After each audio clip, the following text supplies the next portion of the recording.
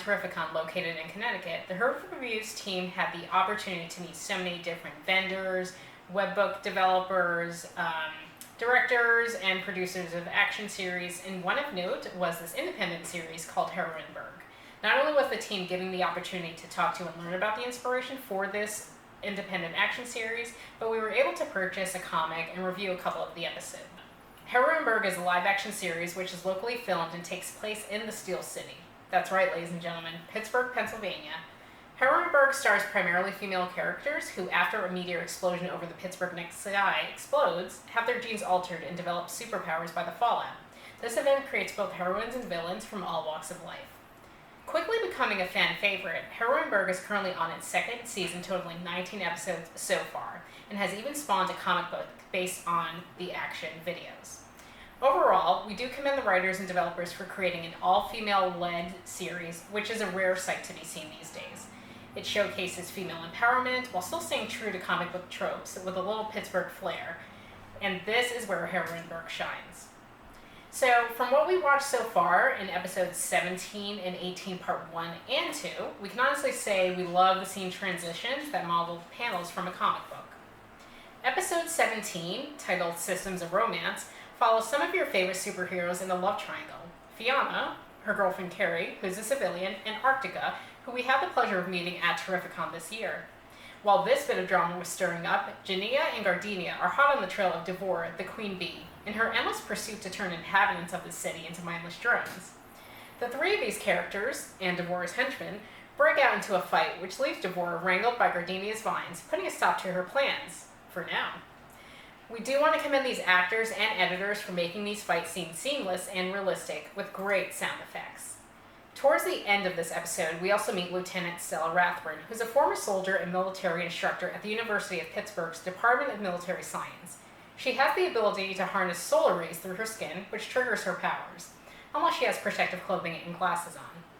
Unfortunately, after taking off her protective gear, Stella stumbles across a case containing a meteorite conveniently left behind for her by Drake, a corrupt police officer and secret head of the Black Faction, a secret society determined to bring down the superheroes. After Stella opens this case, the meteorite exposes rays to her skin, causing her powers to spiral out of control and overtake her, turning her into Stellara, the blue-haired, solar-powered villain. Watch out, Pittsburgh, for she is on the move. One thing we would like to note is that some of the actors, were making direct eye contact with the camera in some of the scenes. While this isn't necessarily a deal breaker, it can be a little distracting and does need to be worked on. Episode 18, Part 1 and 2, titled Sunday Dominion, is filled with some new heroes and villains that we haven't seen in the previous episode. Here we meet a pair of sisters who are also adversaries. Dr. Anna Sauvage, aka Savannah, a veterinarian who fights for the superheroines, and her sister Stacy Sauvage, aka Panthira, who is determined to take her down with her thighs of steel. Both characters embody feline strength, speed, and agility. Also in these episodes, we see Katrina Spectre, aka Spectrina, a hero who can control the electromagnetic spectrum. Things take a turn for the worse when she crosses over into the dark side, becoming 100 times more powerful and dons a new name, Dark Spectra, and tries to take over the Black Faction. Some other heroes and villains to make note of in this episode are Serpenta, Craniac, Clarina, Arcana, Industria, Lunessa, and Darbuka. At the end of this episode, we also meet a new villain, Indara, located in Spain, who makes her way to Pittsburgh to join the Heroine League overseas. During this episode, we did note improvements in filming and the camera angles that were lacking in episode 17. Overall, for an independent series, Heroineburgh has amassed quite the following and is making a name for itself at various conventions and expanding into comic books.